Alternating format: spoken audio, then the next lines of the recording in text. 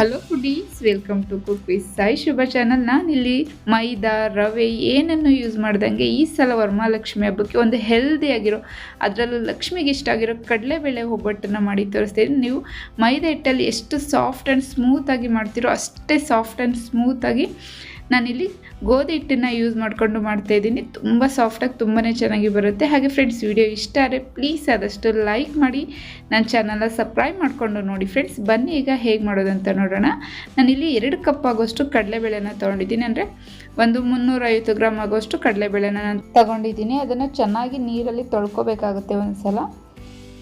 ನೋಡಿ, ಈ ಥರ ಚೆನ್ನಾಗಿ ಬೇಳೆನ ಒಂದ್ಸಲ ಚೆನ್ನಾಗಿ ತೊಳ್ಕೊಬಿಟ್ಟು ಈ ನೀರನ್ನು ಚೆಲ್ಬಿಟ್ಟು ಮತ್ತೆ ನೀರನ್ನು ಹಾಕಿ 1-2 ಅವರ್ ನೆನೆಯೋದಕ್ಕೆ ಇಟ್ಬಿಡೋಣ. ನೋಡಿ, ಈಗ 1-2 ಅವರ್ ಆಗಿದೆ. ನೋಡಿ, ಕಾಳು ಈ ಥರ ಸಾಫ್ಟ್ ಪೂರ್ತಿಯಾಗಿ ನೆನೆದಿರಬೇಕು, ಕಟ್ಟಾಗುತ್ತೆ ನೋಡಿ. ಈ ಥರ ಮಾಡಿದರೆ ಇಷ್ಟು ನೆನೆದ್ರೆ ಸಾಕು, 1-2 ಅವರ್ ನೆನೆದ್ರೆ ಸಾಕು. ಈಗ ನಾನು ಕುಕ್ಕರ್ ತೊಗೊಂಡು ಕುಕ್ಕರ್ಗೆ ನಾನಿಲ್ಲಿ ಕಡಲೆಬೇಳೆನ ಹಾಕೋತಿದ್ದೀನಿ. ಹಾಗೇನು ಅದ್ರ ಜೊತೆಗೆ 1-2 ಕಪ್ ಆಗೋಷ್ಟು ನೀರನ್ನು ಹಾಕೋತಿದ್ದೀನಿ. ಆ ನೀರನ್ನು ಸ್ವಲ್ಪ ಆದಷ್ಟು ಜಾಸ್ತಿ ಹಾಕಿ, ಹಾಗೆಯೇ ಒಂದು ಅರ್ಧ ಸ್ಪೂನ್ ಆಗೋಷ್ಟು ಅರಿಶಿನ ಹಾಕ್ಬಿಟ್ಟು ನಾನು ಕುಕ್ಕರ್ ಮುಚ್ಚಿಬಿಟ್ಟು 2 ವಿಸಲ್ ಬರೋದಕ್ಕೆ ಬಿಟ್ಬಿಡೋಣ. ಇದು ಬೇಯೋದ್ರಲ್ಲಿ ನಾನಿಲ್ಲಿ ಗೋಧಿ ಹಿಟ್ಟನ್ನ ತೊಗೊಂಡಿದ್ದೀನಿ. 2 ಕಪ್ ಆಗುವಷ್ಟು ನಾನಿಲ್ಲಿ ಗೋಧಿ ಹಿಟ್ಟು, ಮನೇಲೇ ನಾವು ಚಪಾತಿ ಎಲ್ಲ ಮಾಡ್ತೀವಲ್ಲ ಅದೇ ಗೋಧಿ ಹಿಟ್ಟನ್ನ ನಾನಿಲ್ಲಿ ತೊಗೊಂಡಿದ್ದೀನಿ. ಹಾಗೆಯೇ ಒಂದು ಅರ್ಧ ಸ್ಪೂನ್ ಅರಿಶಿನ, 1/4 ಟೇಬಲ್ ಸ್ಪೂನ್ ಆಗೋಷ್ಟು ಉಪ್ಪನ್ನು ಹಾಕ್ಕೊಂಡು ಒಂದ್ಸಲ ಚೆನ್ನಾಗಿ ಮಿಕ್ಸ್ ಮಾಡ್ಕೊಳ್ಳೋಣ. ಮಿಕ್ಸ್ ಮಾಡಿಬಿಟ್ಟು ಸ್ವಲ್ಪನೇ ನೀರು ಹಾಕ್ಕೊಂಡು ನಾವು ಮಾಮೂಲಿ ಚಪಾತಿಗೆಲ್ಲ ಕಲಿಸ್ತೀವಲ್ಲ ಆ ಒಂದು ಹದದಲ್ಲಿ ಕಲಿಸ್ಕೋಬೇಕಾಗುತ್ತೆ. ಆದರೆ ಇಲ್ಲಿ ಚಪಾತಿ ಹಿಟ್ಟನ್ನು ತುಂಬ ಚೆನ್ನಾಗಿ ನಾದ್ಕೋಬೇಕಾಗುತ್ತೆ. ನಾವು ಚಪಾತಿ ಹಿಟ್ಟನ್ನು ಎಷ್ಟು ಚೆನ್ನಾಗಿ ನಾದ್ಕೋತೀವೋ ಅಷ್ಟು ಸಾಫ್ಟ್ ಆ್ಯಂಡ್ ಸ್ಮೂತಾಗಿ ಬರುತ್ತೆ. ನೋಡಿ, ಈ ಥರ ಲಾಸ್ಟಲ್ಲಿ 1 ಸ್ಪೂನ್ ಆಗೋಷ್ಟು ಎಣ್ಣೆನ ಹಾಕ್ಕೊಂಡು ಚೆನ್ನಾಗಿ ಮಿಕ್ಸ್ ಮಾಡ್ಕೊತೀನಿ. ನೋಡಿ ಎಷ್ಟು ಸ್ಮೂತಾಗಿ ಬಂದಿದೆ ಅಂತ ನಾನಿಲ್ಲಿ ತೋರಿಸ್ತೀನಿ. ನೋಡಿ, ಇಷ್ಟು ಸಾಫ್ಟಾಗಿ ನಾದ್ಕೋಬೇಕಾಗುತ್ತೆ. ಇಷ್ಟು ಆದರೆ ಸಾಕು. ಇದಕ್ಕೆ 1-2 ಸ್ಪೂನ್ ಆಗೋಷ್ಟು ಎಣ್ಣೆನ ಹಾಕಿದ್ದೀನಿ. ಫಸ್ಟ್ 1 ಸ್ಪೂನ್ ಹಾಕಿ ಚೆನ್ನಾಗಿ ಮಿಕ್ಸ್ ಮಾಡಿಬಿಟ್ಟು ಮತ್ತೆ ಮೇಲೊಂದು ಸ್ಪೂನ್ ಹಾಕ್ಬಿಟ್ಟು ಹಾಗೆ ಮುಚ್ಚಿಬಿಟ್ಟು ಒಂದು ½ ಅನ್ ಅವರ್ ಇಡೋಣ. ಮತ್ತು ಅಷ್ಟರಲ್ಲಿ ಇದು ಕಡಲೆಬೇಳೆನೂ ಕೂಡ ಬೆಂದು ವಿಷಲ್ ಕೂಡ ಹೋಗಿದೆ. ಇದನ್ನು ಈ ಥರ ಒಂದು ಜಾಲಿಗೆ ಹಾಕ್ಕೊಂಡು ಅದ್ರ ನೀರನ್ನು ನಾನಿಲ್ಲಿ ಸೋಸ್ಕೊತಿದ್ದೀನಿ. ನೀರು ಪೂರ್ತಿಯಾಗಿ ಸೋಸ್ಕೋಬೇಕಾಗುತ್ತೆ. ಆದಷ್ಟು ದೊಡ್ಡದಲ್ಲಿ ಸೋಸ್ಕೊಳ್ಳಿ. ನೋಡಿ, ಕಡಲೆಬೇಳೆ ಈ ಥರ ಪೂರ್ತಿಯಾಗಿ ಬೆಂದಿರಬೇಕು. ಈ ಥರ ಸಾಫ್ಟಾಗಿ ಪೂರ್ತಿಯಾಗಿ ಬೆಂದಿರಬೇಕು. ಇಷ್ಟಾರೆ ಸಾಕು. ಈಗ ನೀರೆಲ್ಲ ಚೆನ್ನಾಗಿ ಸೋಸ್ಕೊಂಡಿದೆ. ಇದನ್ನು ಒಂದು ಬಾಣಲಿಗೆ ನಾನಿಲ್ಲಿ ಹಾಕೋತಿದ್ದೀನಿ. ನಾವು ಸೋಸಿದ್ದೀವಲ್ಲ ಈ ನೀರಲ್ಲಿ ರಸಮ್ ಮಾಡ್ಕೋಬೋದು, ಅಥವಾ ನಾವು ಒಬ್ಬಟ್ಟು ಸಾಂಬಾರು ಅದನ್ನು ಕೂಡ ಮಾಡ್ಬೋದು. ನಾನು ಒಬ್ಬಟ್ಟು ಸಾಂಬಾರು ಆಲ್ರೆಡಿ ಮಾಡಿ ಹಾಕಿದ್ದೀನಿ.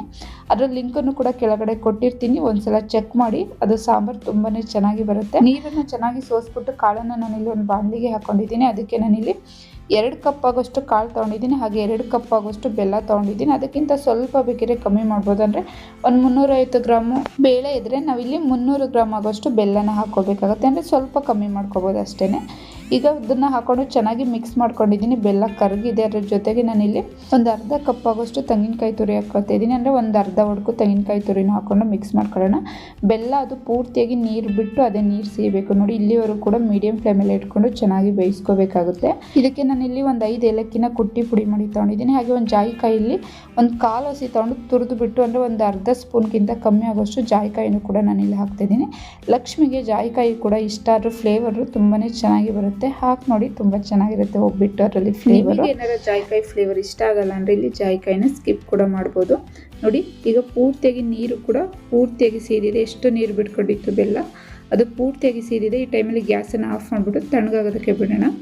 ಪೂರ್ತಿ ತಣ್ಣಗಾಗೋದೇನು ಬೇಡ. ನೋಡಿ, ಸ್ವಲ್ಪ ಬೆಚ್ಚಗಿರಬೇಕು. ಆ ಟೈಮಲ್ಲೇ ರುಬ್ಕೋಬೇಕಾಗುತ್ತೆ. ಪೂರ್ತಿ ತಣ್ಣಗಾದ್ರೆ ರುಬ್ಬೋದಕ್ಕೆ ಸ್ವಲ್ಪ ಕಷ್ಟ ಆಗುತ್ತೆ. ಅದಕ್ಕೋಸ್ಕರ ಸ್ವಲ್ಪ ಬೆಚ್ಚಗಿರೋ ಟೈಮಲ್ಲೇ ಪೇಸ್ಟ್ ಮಾಡ್ಕೊಳ್ಳೋಣ. ನೀರೇನು ಹಾಕೋದು ಬೇಡ. ಈ ಥರ ನುಣ್ಣಗೆ ರುಬ್ಕೋಬೇಕಾಗುತ್ತೆ. ಈಗ ನಾನು ಬೌಲ್ ತೊಗೊಂಡು ಮಿಕ್ಸಿನ ಆಫ್ ಆ್ಯಂಡ್ ಆನ್ ಮಾಡ್ಕೊಂಡ್ರೆ ಸಾಕು. ತುಂಬ ಏನು ತಿರುಗಿಸೋದು ಬೇಡ. ಯಾಕೆಂದರೆ ತುಂಬ ಸಾಫ್ಟಾಗಿ ಆಲ್ರೆಡಿ ಬೇಳೆ ಬೆಂದಿರೋದ್ರಿಂದ ಮಿಕ್ಸಿಲೇನು ಜಾಸ್ತಿ ಏನು ತಿರುಗಿಸೋದೇನು ಬೇಡ. ಆಫ್ ಆ್ಯಂಡ್ ಆನ್ ಒಂದು 2-3 ಸಲ ಮಾಡಿದರೆ ಸಾಕಾಗುತ್ತೆ. ನೋಡಿ, ಎಷ್ಟು ಸ್ಮೂತಾಗಿ ಎಷ್ಟು ಚೆನ್ನಾಗಿ ಬಂದಿದೆ. ಕೈಗೆ ಸ್ವಲ್ಪನೂ ಕೂಡ ಅಂಟಿಲ್ಲ. ನೋಡಿ, ನೋಡ್ಬೋದು. ಇದೇ ಥರ ಎಲ್ಲನೂ ಕೂಡ ರುಬ್ಕೋಬೇಕಾಗುತ್ತೆ. ನಾನು ಪೂರ್ತಿಯಾಗಿ ರುಬ್ಬಿ ಹಾಕೋತಾ ಇದ್ದೀನಿ ನಾನಿಲ್ಲಿ. ನೋಡಿ, ಈಗ ಪೂರ್ತಿಯಾಗಿ ರುಬ್ಕೊಂಡು ಆಗಿದೆ. ನೋಡಿ, ಕೈಗೆ ಸ್ವಲ್ಪನೂ ಅಂಟಿಲ್ಲ ಮತ್ತು ಎಷ್ಟು ಚೆನ್ನಾಗಿ ಬಂದಿದೆ. ನೀರನ್ನು ಹಾಕೋಕೆ ಹೋಗ್ಬೇಡಿ. ಬೇಳೆ ಬೇಯಿಸ್ಬೇಕಾದ್ರೆ ನೀರನ್ನು ಹಾಕ್ತೆ ಬೆಲ್ಲನೇ ನೀರು ಬಿಡುತ್ತೆ. ಆ ಒಂದು ಇದರಲ್ಲಿ ನಾವು ಮಾಡಿಕೊಂಡ್ರೆ ಕರೆಕ್ಟಾಗಿ ಬರುತ್ತೆ ಹೂರ್ಣದ್ದು ಇದು. ನೋಡಿ, ಸ್ವಲ್ಪನೂ ಅಂಟಿಲ್ಲ ಎಷ್ಟು ಚೆನ್ನಾಗಿ ಬಂದಿದೆ ಅಂತ. ಇದನ್ನು ನಾನು ಹೂರ್ಣನ ನಮಗೆ ಯಾವ ಒಂದು ಹದದಲ್ಲಿ ಬೇಕು ಅನ್ನೋದನ್ನು ನೋಡಿ ಸ್ಟಫಿಂಗಿಗೆ ಆ ಒಂದು ಇದರಲ್ಲಿ ನಾನು ಉಂಡೆನ ಮಾಡಿ ಇಟ್ಕೋತಾ ಇದ್ದೀನಿ ಎಲ್ಲದನ್ನು. ಇದು ಕೂಡ ಉಂಡೆ ಮಾಡಿ ಇಟ್ಕೊಂಡಾಗಿದೆ. ನಾನಿಲ್ಲಿ ಗೋಧಿ ಹಿಟ್ಟನ್ನು ಕಲಸಿಟ್ಟಿದ್ನಲ್ಲ, ಒಂದು ಅರ್ಧ ಗಂಟೆ ಕೂಡ ಆಗಿದೆ. ಇದೆಲ್ಲ ರೆಡಿಯಾಗೋರಲ್ಲಿ ಗೋಧಿ ಹಿಟ್ಟು ಕೂಡ ಚೆನ್ನಾಗಿ ನೆಂದಿದೆ. ಇದನ್ನು ಇನ್ನೊಂದು ಸಲ ಚೆನ್ನಾಗಿ ನಾದ್ಕೋಬೇಕಾಗುತ್ತೆ. ತುಂಬ ಎಣ್ಣೆನೂ ಕೂಡ ಏನು ಯೂಸ್ ಮಾಡಲ್ಲ, ಒಂದು 2 ಸ್ಪೂನ್ ಎಣ್ಣೆ ಹಾಕಿದರೆ ಸಾಕು, ತುಂಬ ಚೆನ್ನಾಗಿ ಬರುತ್ತೆ. ನಾವು ಗೋಧಿ ಹಿಟ್ಟಲ್ಲಿ ಮಾಡ್ತಿದ್ವಿ ಅಂತಲೇ ಅನ್ಸಲ್ಲ, ನಾವು ಮೈದಾದಲ್ಲಿ ಆ ಥರ ನೋಡಿ ತೋರಿಸ್ತೀನಿ ಎಷ್ಟು ಚೆನ್ನಾಗಿ ಎಕ್ಸ್ಪೆಂಡ್ ಆಗ್ತಿದೆ ನೋಡಿ, ಕಟ್ಟೆ ಆಗ್ತಿಲ್ಲ ನೋಡಿ. ನಾನು ಹಾಕಿರೋದು 2 ಸ್ಪೂನ್ ಎಣ್ಣೆ, ಎಷ್ಟು ಚೆನ್ನಾಗಿ ಸಾಫ್ಟಾಗಿ ಬಂದಿದೆ ಅಂತ.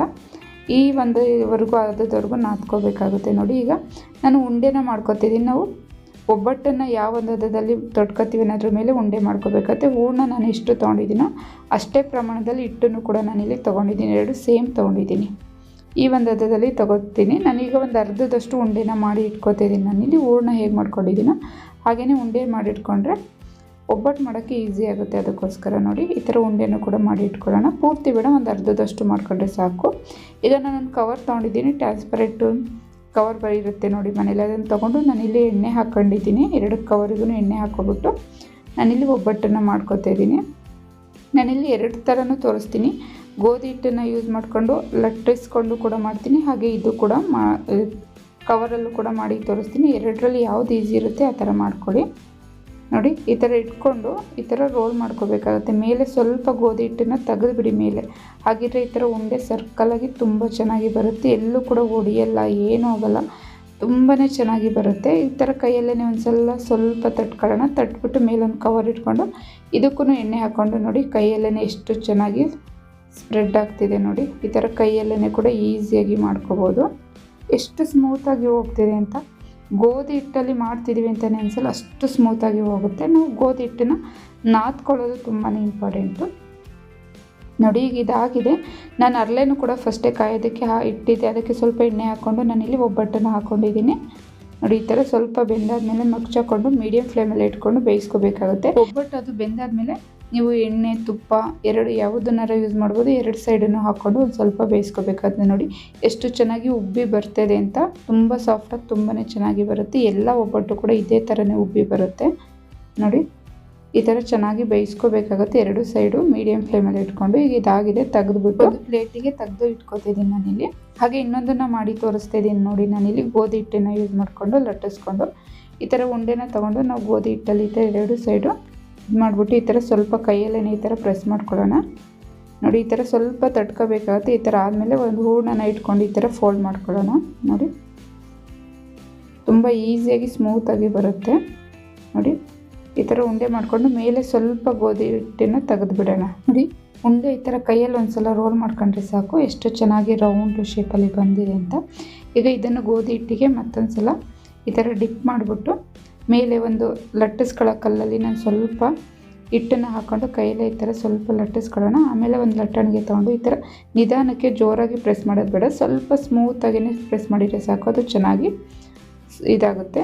ಅಂಟುತ್ತೆ ಇದೆ ಅಂದರೆ ಮೇಲೆ ಸ್ವಲ್ಪ ಗೋಧಿ ಹಿಟ್ಟನ್ನು ಹಾಕಿ ಜೋರಾಗಿ ಅಮ್ಕಿ ಲಟ್ಟಿಸ್ಬೇಡಿ, ಸ್ಮೂತಾಗಿ ಲಟ್ಟಿಸ್ಕೋಬೇಕಾಗತ್ತೆ ಮೇಲೇ ನೋಡಿ. ಇಷ್ಟು ಒಂದು ಸೈಜಲ್ಲಿ ನಾನು ಲಟ್ಟಿಸ್ಕೊಂಡಿದ್ದೀನಿ.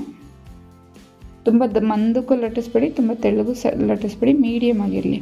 ಈಗ ಇದನ್ನು ಕೂಡ ಹಾಕಿ ನಾನಿಲ್ಲಿ ಬೇಯಿಸ್ಕೊತಾ ಇದ್ದೀನಿ. ಮೇಲೆ ಮತ್ತೆ ಎಣ್ಣೆ ಹಾಕೋತಾ ಇದ್ದೀನಿ. ಸ್ವಲ್ಪ ಗೋಧಿ ಹಿಟ್ಟಿರುತ್ತೆ, ಅದಕ್ಕೋಸ್ಕರ ಸ್ವಲ್ಪ ಜಾಸ್ತಿ ಎಣ್ಣೆನ ಜಾಸ್ತಿ ಹಾಕೋತಿದ್ದೀನಿ. ನೀವು ಎಣ್ಣೆ ತುಪ್ಪ ಯಾವುದನ್ನಾರು ಯೂಸ್ ಮಾಡ್ಬೋದು. ನಾನು ಇಲ್ಲಿ ಎಣ್ಣೆ ಯೂಸ್ ಮಾಡ್ಕೊಡ್ತಾಯಿದ್ದೀನಿ. ಇದನ್ನು ಕೂಡ ಬೇಯಿಸಿ ಆಗಿದೆ. ಎಲ್ಲನೂ ಇದೇ ಥರನೇ ಬೇಯಿಸ್ಕೊಳ್ಳೋಣ.